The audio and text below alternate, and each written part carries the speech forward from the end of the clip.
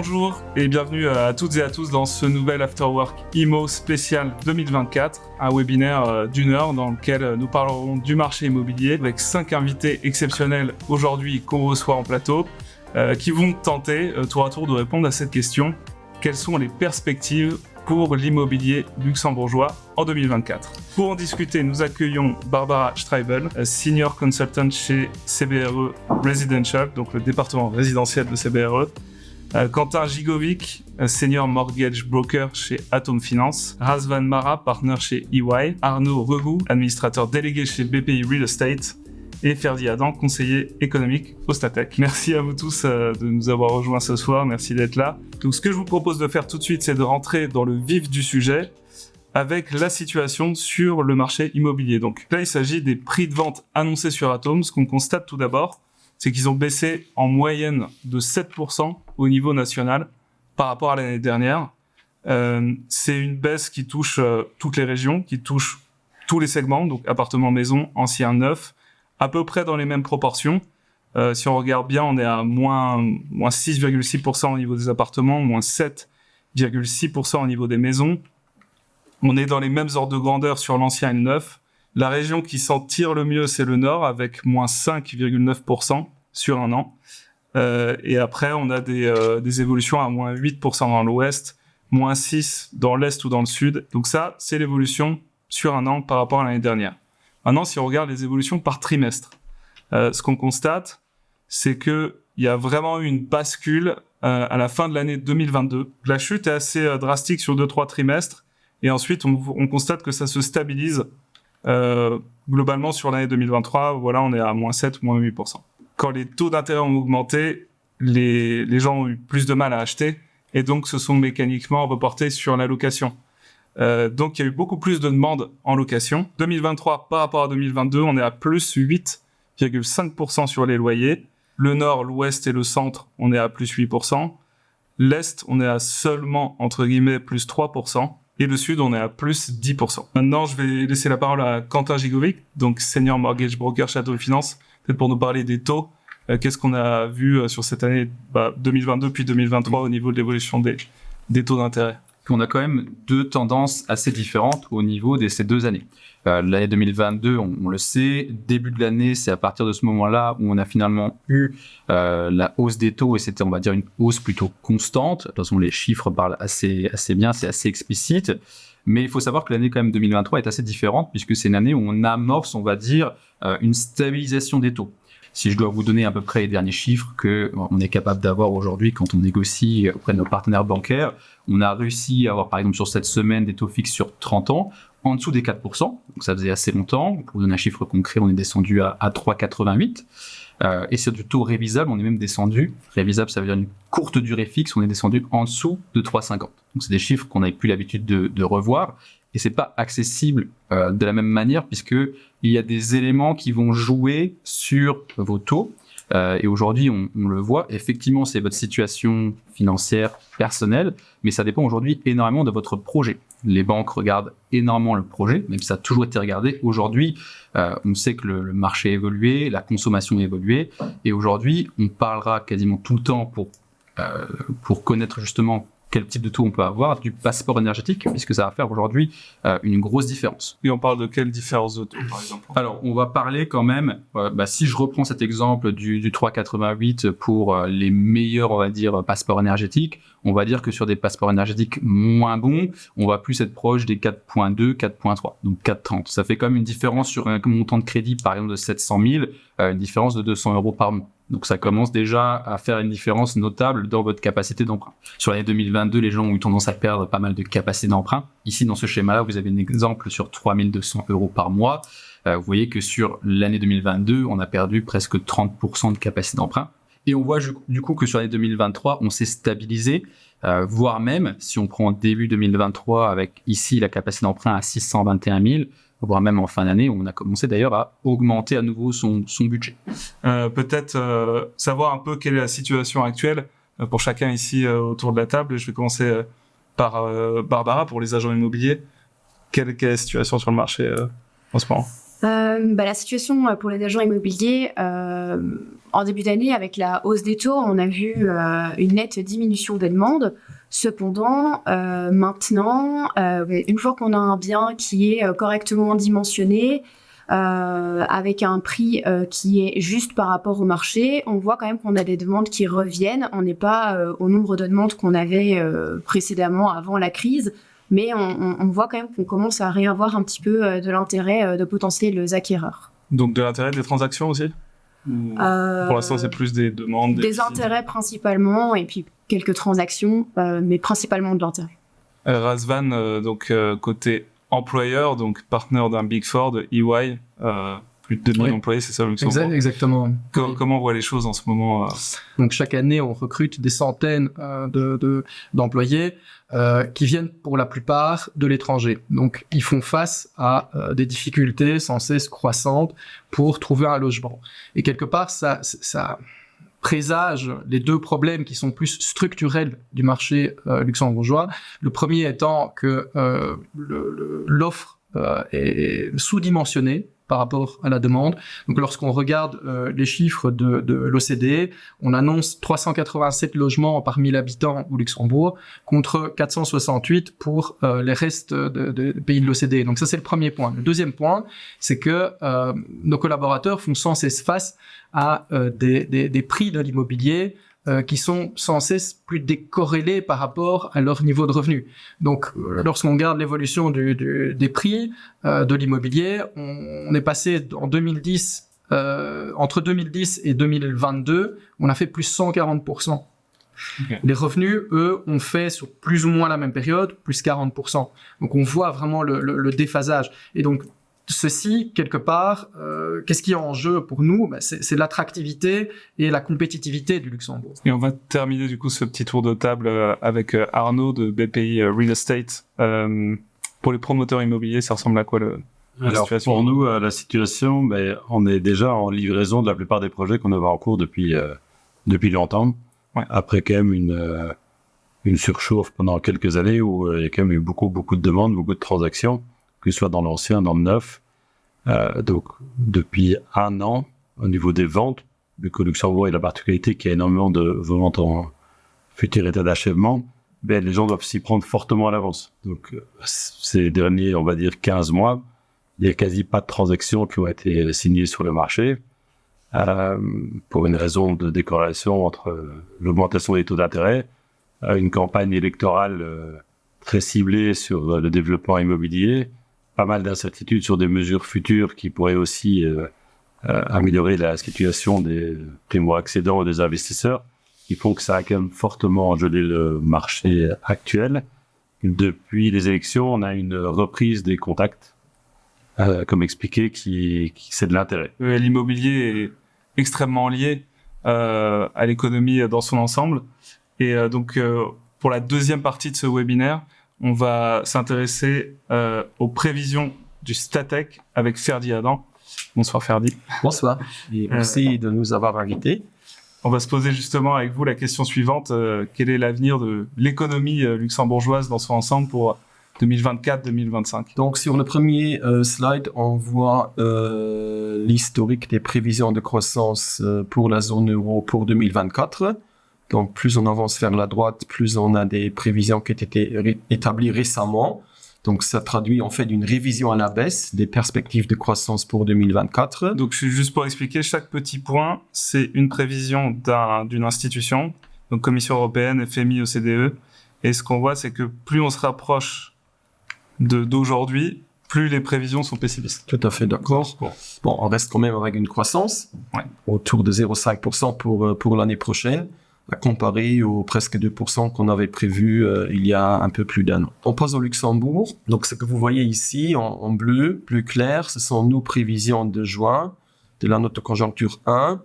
Et en rouge, c'est la mise à jour que nous avions fournie début octobre au formateur, M. Frieden, quand le nouveau gouvernement s'est constitué. Donc, on n'avait pas de nouvelles prévisions à ce moment, mais on avait des idées un peu plus précises sur la marche possible de l'économie en 23 et 24. Et donc, en haut à gauche, vous voyez surtout que pour 2023, maintenant, on prévoit une décroissance de l'activité d'environ 1%. Voilà. Et pour l'année prochaine, on aurait quand même un petit rebond et je laisse un peu d'incertitude parce que je peux pas divulguer les chiffres qu'on a retenus. La note de conjoncture va sortir le 20 décembre, mais on aura un chiffre positif sans doute l'année prochaine, une légère, on va appeler ça une légère reprise, mais quand même une année 2024 qui sera pas bonne parce que la croissance qu'on prévoit est quand même inférieure aux 2% de croissance potentielle, une croissance tendancielle de long terme. Donc on reste quand même en deçà, on resterait probablement en deçà de ce qu'on a vu en moyenne à long terme. Mais a priori, on serait pas en récession, c'est ça? Si, Pour le moment, non. Pour l'année prochaine, on garde un certain optimisme qui est fondé aussi sur des paramètres objectifs, comme justement la fin de la hausse des taux, et aussi donc la persistance de la croissance en zone euro. Donc le Luxembourg est quand même très étroitement lié à ses partenaires commerciaux, et si la zone euro ne tombe pas en récession, il n'y a aucune raison de s'inquiéter outre mesure pour le Luxembourg. En bas, vous avez le marché du travail. On voit quand même le ralentissement ou la récession qu'on voit pour 2023, on la voit quand même très bien sur le marché du travail. Là, vous avez des chiffres annuels, mais si vous regardiez les chiffres mensuels, et on a des chiffres très récents jusqu'en septembre, il y a quand même un fort freinage sur l'emploi.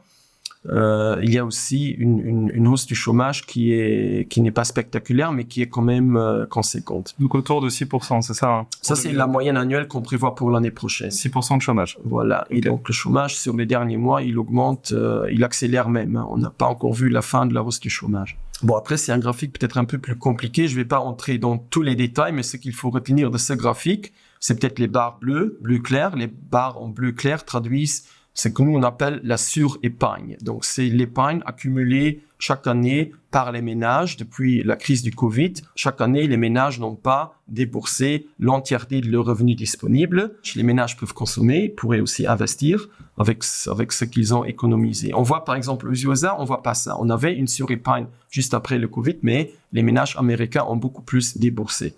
Et qu'est-ce qui fait, je sais pas si vous avez des indices sur ce qui expliquerait le fait qu'au Luxembourg, on garde l'épargne? Difficile question.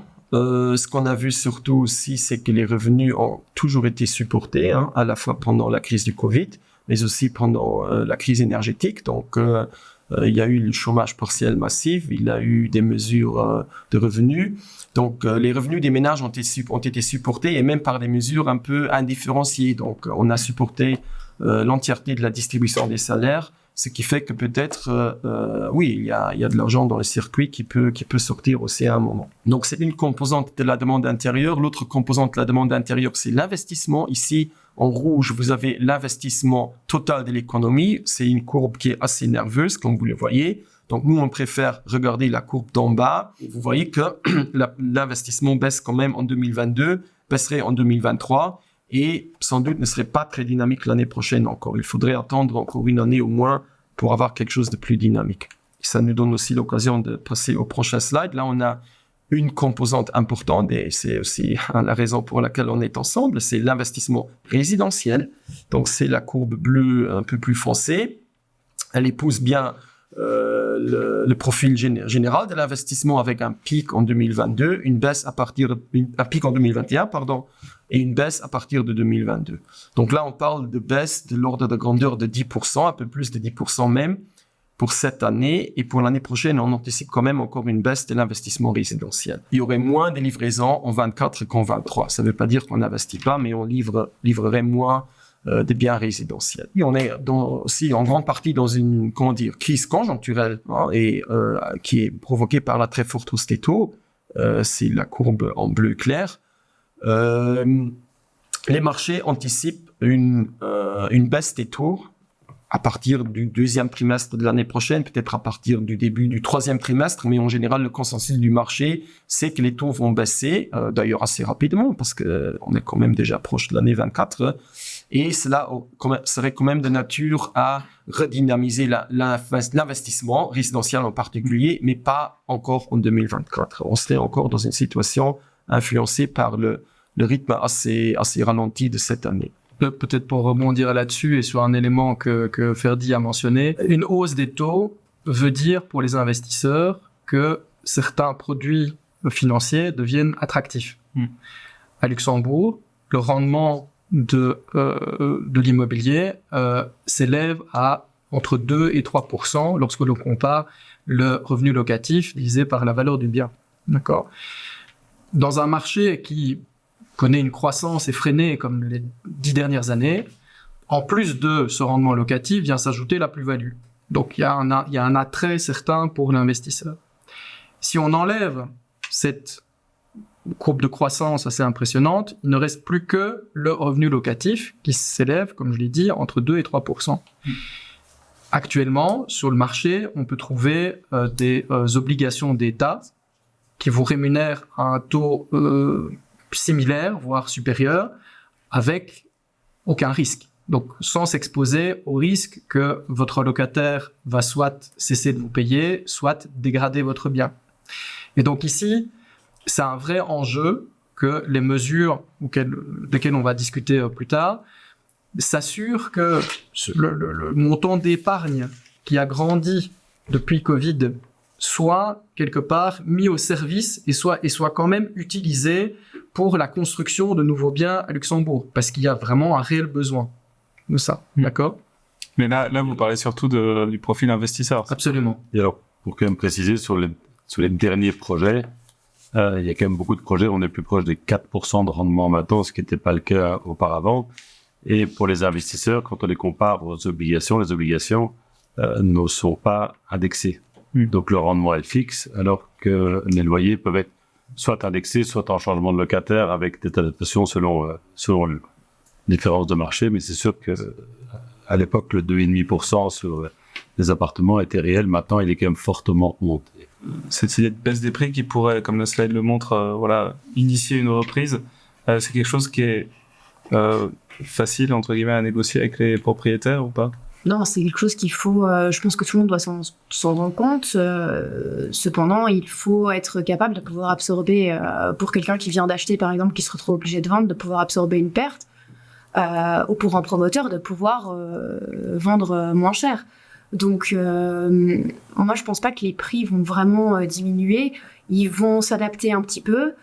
Et je pense que le fait d'avoir les taux qui vont diminuer, ça va permettre que les deux se rejoignent en fait, que les vendeurs retrouvent à un moment donné les acheteurs et pouvoir retrouver des ventes. Maintenant, à une réelle perte, une réelle baisse des prix, non. Mais peut-être pour ça aussi, si on se place du point de vue primo-acquéreur ou plutôt mono-acquéreur, parce que ça engloberait aussi une personne qui vend son studio pour emménager dans un appartement et ainsi de suite. Disons, ces personnes bénéficiaient pendant les années de forte augmentation aussi de la plus-value qu'ils réalisaient et qui recyclaient dans l'achat d'un deuxième bien. Chose qui, dans un marché comme je pense on le présage un peu plus stable, ou disons avec des taux de croissance un peu plus faibles, sera moins le cas. D'accord ? Et donc ici, à nouveau, étant donné que les primo-acquéreurs sont quelque part suffoqués par les taux d'intérêt actuels, là aussi, des mesures pour soutenir et les aider dans leur premier achat seront vraiment cruciales. En tout cas, le contexte macroéconomique pourrait se prêter à une reprise l'an prochain, au mieux, au pire l'année d'après.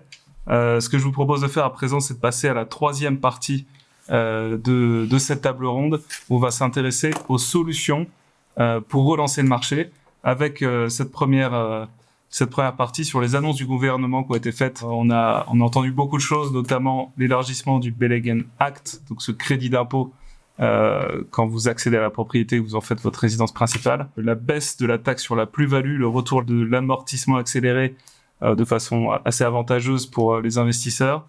Et aussi un passage sur les autorisations de construction où le silence vaudrait accord. Peut-être Arnaud, développeur, qu'est-ce que vous pensez de cette liste-là ? Est-ce que vous avez d'autres... Alors déjà au niveau des développeurs, on est en train de se réunir pour justement répondre aux questions. Ce qu'a proposé le gouvernement est déjà très positif. Il n'est pas encore quantifié parce que les budgets doivent être réalisés et on va essayer de pouvoir, entre guillemets, les aider à regarder qu'est-ce qui est le plus efficace. Qu'est-ce qu'on peut faire de plus ? Rendre les taux d'intérêt plus compétitifs sur Luxembourg. Ça, c'est un gros point. Il faut pour ça l'aide de la SCCF parce qu'évidemment, il y a des obligations de la SCCF. Et il faut aussi que les taux d'intérêt puissent être un tout petit peu meilleurs sur Luxembourg par rapport aux pays voisins. Et si on reprend les mesures, alors vous voyez ça d'un bon œil, mais est-ce que le risque, c'est pas aussi de créer peut-être une phase de 1 an ou 2 ans? Alors ça peut aller très vite. Il y a plein de mesures qu'on peut. On va pas donner. C'est pas la réponse, mais l'élargissement du Belek Tax, c'est très intéressant. Mais c'est pour les primo-accédants et les investisseurs en droit, mais combien de fois ils n'ont pas le droit. Donc voilà, ça fait déjà un impact sur l'investisseur. La baisse de la taxe sur la plus-value pour faire le demi-taux. Pourquoi pas laisser le plein taux et proposer aux gens que ceux qui investissent dans le marché immobilier puissent profiter d'un taux peut-être à 0 pour dynamiser. Le retour d'investissement accéléré, oui, mais dans une certaine limite aussi. Il faut le quantifier puisque l'État a aussi besoin de recettes pour maintenir l'État social haute. Et au niveau des autorisations de construire, là on a un point très positif qui est proposé, le silence vaut accord, mais il a déjà été proposé par le passé, il existe en France. Et nous on serait plus pour des mesures d'urgence avec une certaine part de timing. C'est-à-dire de limiter dans le temps pour que le gouvernement ait toujours le temps d'adapter. Il faut redynamiser quelque chose, mais il faut aussi être stable.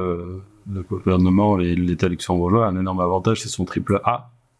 Et il ne faut pas le perdre parce que ça fait partie de la sécurité du pays. Donc, en tout cas, de notre point de vue, voilà, c'est important. Donc, les incitations fiscales comme ça peuvent avoir lieu pendant un moment, mais après, il faut aussi que ça s'équilibre et que le prix d'achat du foncier, parce que le vrai prix de départ, c'est le prix du foncier qu'on rachète, soit au juste prix. Quentin, vous qui voyez des acheteurs toute la journée, qu'est-ce que vous pensez de ces annonces-là? Peut-être que vous avez d'autres idées aussi. C'est vrai qu'il y a une des annonces en particulier qui est une annonce qui me concerne directement, ou en tout cas qui concerne nos clients chez Atom Finance d'un point de vue courtage, c'est l'augmentation, l'élargissement du Belegen Act. C'était quelque chose qui pouvait être attendu. Donc du coup, juste pour rappeler les faits, nous avions le droit dans le cadre d'un achat d'une résidence principale à une réduction sur les frais d'enregistrement de 20 000 € par personne, et c'est passé à 30 000. Ouais. Donc c'est un impact sur 2 personnes, ça a évidemment un impact sur les primo-accédants, ceux qui achètent pour la première fois parce qu'ils vont bénéficier 30 000 pour un célibataire et 60 000 pour un couple. Donc ça, vous avez vu l'impact? Oui, parce qu'en fait, quand cette annonce a été faite, en tout cas quand les gens ont entendu parler de ça, on a des clients qui sont revenus nous voir, en tout cas on a ressenti un attrait de la clientèle. Des clients sont revenus nous voir pour nous poser des questions sur quel pourrait être mon budget, puisque l'avantage c'est que ça permet de toucher un peu moins à son épargne. Et on sait dans le contexte actuel, les gens vont être plutôt conservateurs et faire attention à leur épargne pour dire, bah voilà, s'il se passe quelque chose, peut-être que je peux avoir un coussin, un matelas de sécurité. Là, ça permet entre guillemets de ne pas y toucher. Et puis surtout, comme on sait que les prix étaient assez élevés, vu que c'est les frais d'enregistrement, vu que c'est un pourcentage, c'est 7%, forcément, ça aide aussi à compenser une partie, on va dire, de la hausse. Évidemment, ça ne compense pas tout. Donc, on a eu l'impact sur les primo-accédants, mais on a aussi l'impact sur les gens qui avaient déjà acheté par le passé, qui avaient déjà utilisé la totalité de leur enveloppe et qui veulent réacheter à nouveau une nouvelle résidence principale. Eux ont eu le droit, du coup, à une recharge de 10 000. 10 000 par personne, vu qu'ils avaient leurs 20 000, ils ont eu le droit aussi à 10 000. Donc, on a réussi à récupérer aussi une partie des secondo-accédants, qui était la partie la plus difficile à financer à cause de la hausse des taux, surtout parce que quand on a déjà un bien, souvent il faut le vendre, donc c'est ce process qui est un peu plus lent aujourd'hui, mais du coup on a récupéré de l'attrait aussi par rapport à ça. Et ça change vraiment la donne des montants comme ça, ou c'est juste que ça ressuscite de l'intérêt? Parce que j'imagine que voilà, une recharge de 10 000 pour un bien... c'est sûr que ça a plus d'impact, on va dire, quand vous avez la déduction de 60 000. Ouais. Mais bon, aujourd'hui, justement, quand on a pas mal de négociations sur le bien, on est toujours content de pouvoir économiser 20 000 €. C'est 20 000 € qui peuvent être mis de côté. Primo-accédant, c'est aussi se sécuriser sur le fait qu'il ne paye pas quelque chose de complémentaire à la valeur de l'acquisition, qui lui permet de revendre potentiellement au même prix sans avoir perdu, pourtant qu'il ait respecté le délai d'habitation, ce qui est quand même rassurant. Razvan, est-ce que vous avez... Qu'est-ce que vous pensez de ces annonces-là, ou est-ce que vous avez peut-être d'autres idées aussi? Si je reprends le point dont on a discuté tout à l'heure, avec comment mobiliser quelque part l'épargne et la mettre au service du développement de logements, bien entendu, cela peut se faire par le biais d'incitants fiscaux, donc amortissement accéléré, déductibilité des charges, mais il faut le faire vraiment avec prudence. Pour éviter que quelque part ces incitants sur la demande ne conduisent vers un gonflement des prix. Le Luxembourg structurellement a entre 2 et 3% de logements abordables. Les pays des économies comparables, le taux s'élève plus ou moins à 20%. Donc vous voyez que la différence est vraiment massive. Et donc ici, quelque part, une mesure parallèle qui pourrait être utilisée par le gouvernement est de faire effet levier sur des fonds immobiliers ou pourquoi pas l'émission d'un bon d'État dédié aux investissements immo. Ça, Ferdi, c'est quelque chose que vous verriez l'État faire ou... L'État peut sans doute intervenir, mais l'État, je pense aussi que le marché, il doit avoir son rôle à jouer. L'État peut réguler, l'État peut inciter, l'État peut favoriser, mais l'État doit, à mon avis, le moins possible participer au marché. D'ailleurs, ils l'ont remis, entre guillemets, avec les changements dans le PAG. La responsabilité de produire du logement abordable est reprise à 15% sur tous les nouveaux projets. Donc, c'est une manière de nouveau d'accélérer les mesures administratives pour obtenir les PAG, les PAP, vont automatiquement remettre pas mal de logements. Et pour le logement abordable ou social avec les droits d'amphithéose, c'est aussi des choses qui peuvent accélérer le marché de manière assez rapide, avec des fonds qui pourraient trouver tout à fait leur sécurité, puisque quand la IS garantit le loyer ou la Croix-Rouge ou autre, c'est assez sécurisant et ça permet d'avoir des bons rendements, entre guillemets, long terme, en rendant l'immobilier papier, au lieu de se devoir soi-même gérer. L'autre point peut-être positif qu'on peut aussi dire, c'est que Luxembourg, là pour BPI, on a une société de construction qui s'appelle CLE, qui est dans le même groupe que nous. Il y a d'autres grands développeurs immobiliers qui ont aussi des sociétés de construction, ou en tout cas beaucoup d'amis qui ont des sociétés de construction. Et donc l'intérêt est quand même que le pays fonctionne, et c'est une qualité qui est au Luxembourg, c'est que tout le monde a envie que ça fonctionne. Donc relancer le marché pour les prix, c'est vrai que les mesures, il faut faire attention de ne pas inciter les prix à la hausse, plutôt rester à l'exercice avant une reprise quelconque pour l'inflation, mais il y a quand même un intérêt réel qui est, on sait que le Luxembourg doit rester compétitif pour aller dans le temps, et donc je pense qu'un bon accord entre les parties, c'est quelque chose de faisable. Mais de nouveau, les mesures doivent être réglées dans un temps assez fixe. Quand on fait des mesures assez fortes, il faut aussi les mesurer dans le temps et pouvoir s'adapter au fur et à mesure. Sinon, évidemment, on pourrait subsidier le marché de manière non logique et surtout sans favoriser le primo-accédant, qui est quand même le principal, la personne qui s'adapte ici, qui vient vivre en couple, qui se met ici, qui potentiellement avoir des enfants ou une famille ou ses parents qui viennent habiter, créer un ancrage local et donc des dépenses locales qui permet au système de fonctionner. Oui, ça, parce que l'autre risque serait aussi de créer un marché de locataires où on redonne énormément d'avantages aux investisseurs, ça booste l'offre, et du coup, il n'y a que des locataires au Il Luxembourg. faut un juste équilibre. L'investisseur a une grande qualité, ce qui permet aux locataires de venir dans le pays ou de pouvoir se loger quand on divorce ou quand on décide de déménager. Il faut qu'il y ait un propriétaire qui veut le bien avoir mis et qui prenne le risque pour soi-même. Ouais. Je souhaite ça, c'est très positif. De l'autre côté, évidemment, il faut aussi laisser l'accessibilité au logement pour pouvoir, pour ces vieux jours, avoir peut-être un bien où dormir sans stress, sans angoisse de justement pouvoir être mis dehors par son propre propriétaire. Barbara, comment vous voyez cette liste d'annonces ou peut-être d'autres annonces ou est-ce que vous avez d'autres idées pour relancer le En tant qu'agent immobilier, nous, ça fait quelques années qu'on voit quand même, surtout depuis la baisse de l'amortissement accéléré, on a eu une nette baisse de la part des investisseurs. Donc c'est vrai qu'aujourd'hui, on a quand même pas mal d'investisseurs qui ne sont plus intéressés d'acheter dans l'immobilier et qui investissent dans d'autres choses, voire même parfois ailleurs. Donc je pense que le Luxembourg est compétitif aussi parce on doit pouvoir donner des logements à toutes les personnes qui arrivent au Luxembourg pour travailler. Et si on n'a plus d'investisseurs qui investissent, forcément, à un moment donné, on a moins de possibilités de logement pour les nouveaux arrivants. Donc, pouvoir favoriser ce retour des investisseurs est quand même important. Après, effectivement, sur les mesures, il ne faut pas les laisser aller trop longtemps dans le temps parce que ce qui les rend attractives aussi, c'est le fait de leur mettre quand même une limite. Si on laisse ces choses-là sur 10 ans, forcément, on ne va pas créer forcément d'envie d'y aller tout de suite. On va plutôt avoir un attentisme de la part des privés et des acheteurs. Parce qu'avant, vous faisiez peut-être beaucoup plus de visites ou de rendez-vous avec des investisseurs. Aujourd'hui, il n'y a plus que des primo-accédants Il y a encore quelques investisseurs parce qu'ils ont l'envie de se créer un patrimoine et ils ont l'amour de la pierre, mais on en a beaucoup qui aujourd'hui ne sont tout simplement plus capables en fait de pouvoir investir. Il ne faut pas oublier que à cause de la hausse des taux, ça compromet aussi le calcul de rendement locatif. Vous voyez, si on le finance avec son épargne, c'est une chose, mais si on doit se financer à du 4,5 et qu'on escompte avoir un rendement de 2 à 3%, le calcul ne marche pas. Après, pour répondre aux problèmes actuels aussi du logement, enfin nous on le voit, on fait aussi de la location. Aujourd'hui, sur un bien, quand on met un bien en location, on a beaucoup de demandes, on peut recevoir jusqu'à une dizaine de dossiers. Aujourd'hui, il faut vraiment avoir un dossier irréprochable pour pouvoir trouver une location, parce que les propriétaires, c'est clair, vont choisir le dossier qui est le plus rassurant pour eux, où ils sont sûrs d'obtenir leur loyer derrière.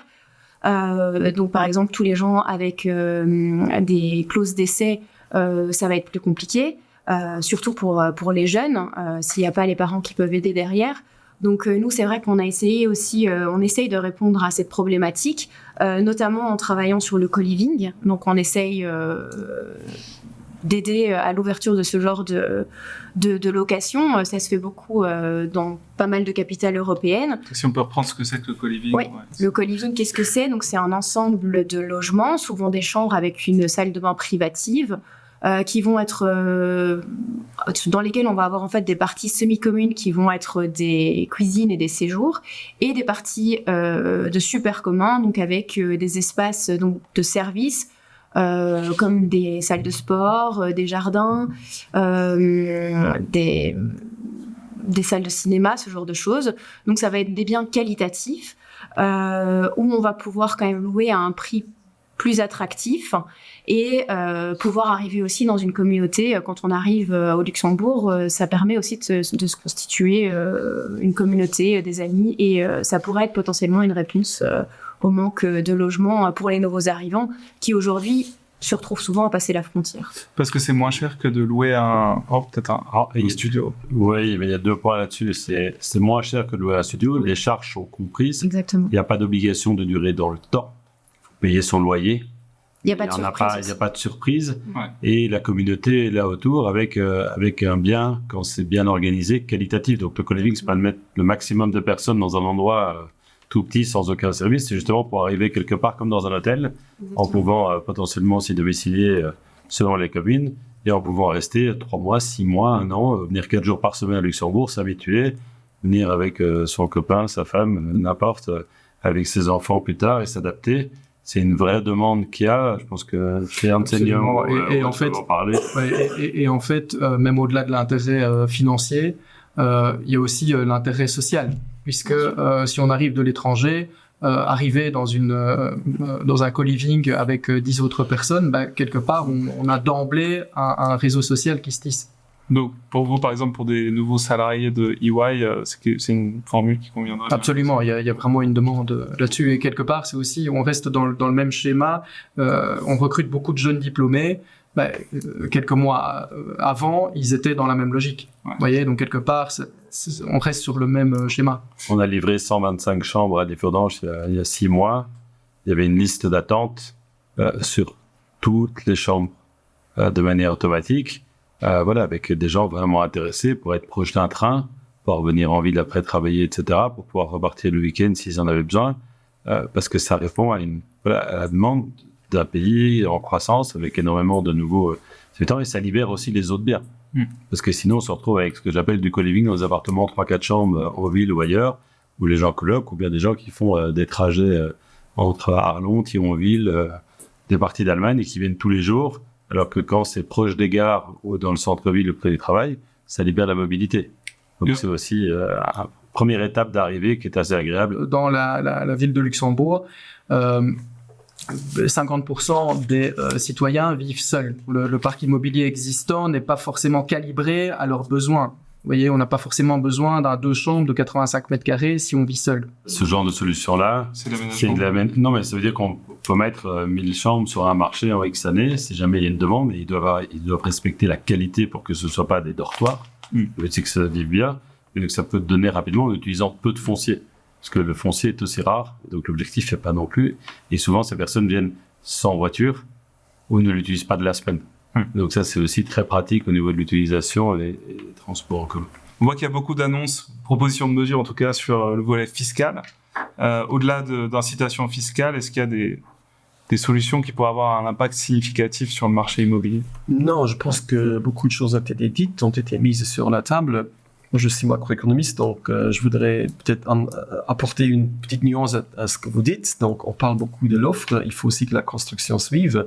On a quand même eu des goulets d'étranglement dans l'activité au cours des dernières années, et d'après nos chiffres, elles n'ont pas complètement disparu. Donc aujourd'hui encore, la moitié des entreprises de la construction déclarent que leur production est limitée, notamment par la disponibilité de main-d'œuvre. Donc on peut mettre des mesures sur la table, on peut vouloir construire beaucoup, et il faut certainement favoriser l'offre de logements locatifs abordables. Mais on ne pourra que le faire step by step. Donc on déplace le problème, quoi, c'est ça? La solution, parce que c'est une discussion qui existe depuis longtemps, c'est de pouvoir mettre des logements temporaires à des endroits bien situés, en ville par exemple. Il en existe beaucoup de très grande qualité qui permettent justement de faire venir de la main-d'œuvre étrangère de manière respectueuse dans des logements tout à fait corrects, avec des règles de sécurité qui sont là. Et là-dessus, le Luxembourg a toujours fait attention à essayer de garder la sécurité sur les chantiers, le respect des travailleurs ou autres depuis longtemps. Et donc, si on veut augmenter les capacités de production de logements, il va falloir passer par plus de main-d'œuvre et pouvoir la loger à un prix justement abordable. Et on risque de devoir la loger par nous-mêmes, entre guillemets. Mais on a fait le tour ensemble des solutions qui pourraient être mises en place pour relancer le marché immobilier en 2024, des annonces du gouvernement, la réception par chacun de ces annonces. Alors on va passer à la dernière partie de notre webinaire, qui sera un peu plus courte. Quelle perspective pour l'immobilier en 2024? Une forme de conclusion. Quels défis, quelles opportunités en 2024? Premier semestre, je pense encore assez calme. Je pense que certains développeurs, en tout cas comme nous, on va prendre des risques de lancer des projets à risque. Qu'est-ce que vous appelez des projets à risque? C'est-à-dire partir avec peut-être 20% de commercialisation seulement sur un projet.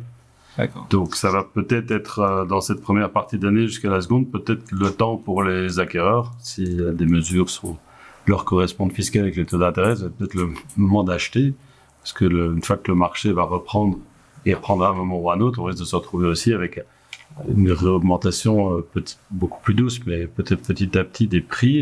Et donc je pense que ça va être la seconde partie, on va pouvoir amorcer une relance, et en 2025, on espère avoir quelque chose de plus stable. Et on en a besoin aussi pour l'économie construction, sous-traitant, qui aujourd'hui, petit à petit, n'a plus de travail. Ferdi, c'est un risque que vous voyez? Mais oui, je confirme que donc l'emploi dans la construction dans son ensemble baisse de 1400 personnes. Donc ça, c'est ce qu'on appelle peak to trough. Donc les derniers points où on a perdu 1400 personnes. La plupart dans la construction elle-même, dans les métiers de finition, ça baisse un tout petit peu, mais pas beaucoup. Plus ou moins la moitié de ces gens se retrouvent au chômage. L'autre moitié, sans doute, c'est des frontaliers ou peut-être même des expatriés qui sont rentrés dans leur pays. Donc, on voit que, oui, il y a, même si j'ai dit avant que la moitié des entreprises disent encore se voir limitées par le manque de main-d'œuvre, il y en a quand même aussi qui commencent à peut-être avoir des carnets moins bien garnis et qui sont sans doute prêts à travailler ou à travailler peut-être aussi, je sais pas, en réunion sur leur marge. Ça, c'est peut-être aussi un élément à mettre dans la balance.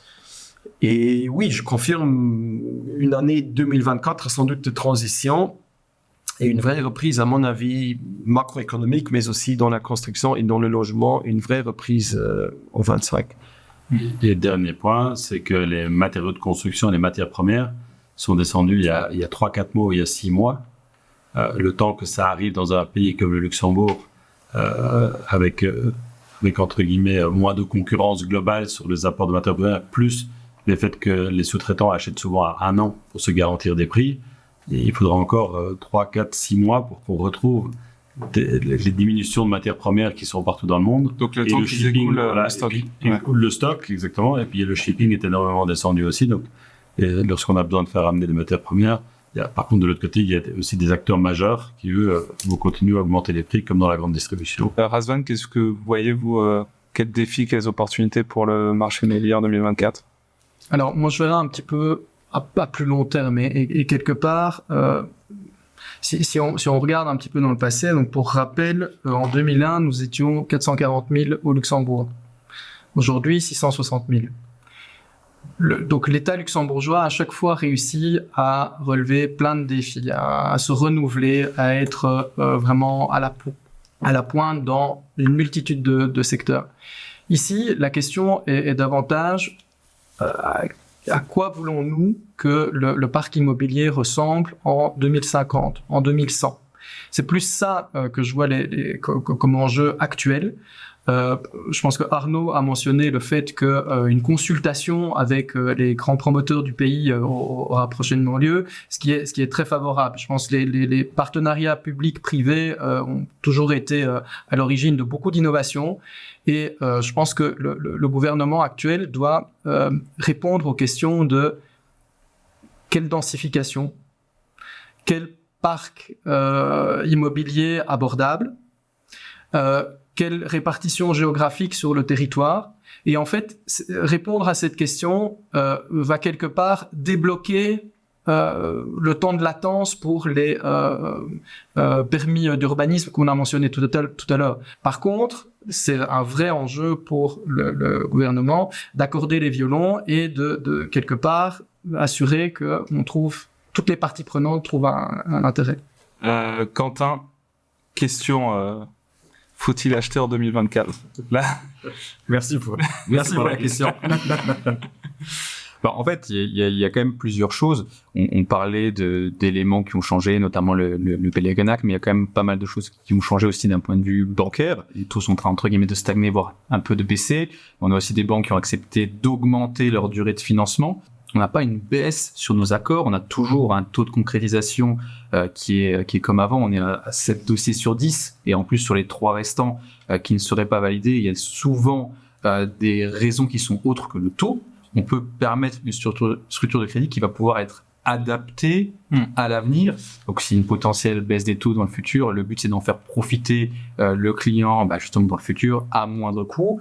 Comme je disais, on peut partir dans un premier temps sur des durées plus longues pour permettre un financement à aujourd'hui, et dans quelques années quand les taux baisseront, on pourrait permettre justement de repartir sur une durée plus courte. Donc ça pourrait être une solution temporaire. Donc il y a quand même beaucoup de choses qui sont possibles.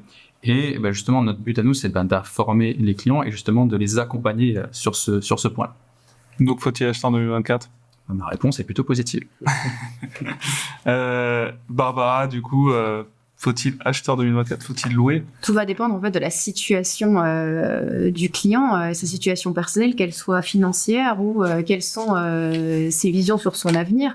Je pense que si on a quelqu'un qui prévoit de rester suffisamment longtemps, qui a la possibilité financière d'acquérir un bien, pour moi, il est toujours plus intéressant d'acheter que de louer parce que il y aura toujours un potentiel retour sur investissement. On investit dans quelque chose qui va nous appartenir, donc on va pouvoir revendre ce bien, on va pouvoir le louer peut-être à un moment donné pour acheter quelque chose de plus grand.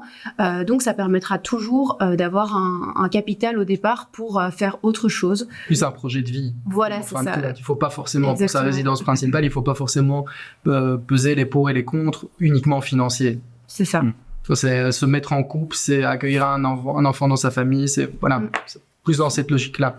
Parce qu'en fin de compte, si on a acquis il y a quelques années et qu'on voit tout le marché baisser, quelque part, si on n'est pas vendeur, il n'y a pas d'impact. Il n'y a pas de sujet, quoi. Voilà. Bien sûr. Seul conseil peut-être, acheter des projets durables qui soient neufs. Si vous achetez des anciens, rénovez-les. On a expliqué les points bancaires, mais avec le temps, il risque peut-être aussi avoir des amendes dans les années futures ou comme dans d'autres pays, des interdictions d'annexation si les bâtiments ne sont pas durables ou autres. Donc, tenez-en compte quand vous pensez à acheter quelque chose. Et donc, bien penser à la classe énergétique, c'est le mot de la fin. Merci à vous, nos 5 experts, d'avoir été là ce soir avec nous pour cet After Work IMO. Quentin, on peut vous retrouver sur le site d'Atome Finance, prendre rendez-vous avec vous, estimer sa capacité d'emprunt, d'obtenir le meilleur taux. Barbara pour CBRE, Arnaud pour BPI, on peut vous retrouver sur atom.nu. Vaut bien. Ouais, exactement. Exactement. Et merci également à Razvan de EY, Ferdi du Statec d'avoir été avec nous pour ce webinaire spécial 2024. Merci à toutes et à tous de nous avoir suivis. On se retrouve très vite pour un prochain After Work IMO. À très bientôt.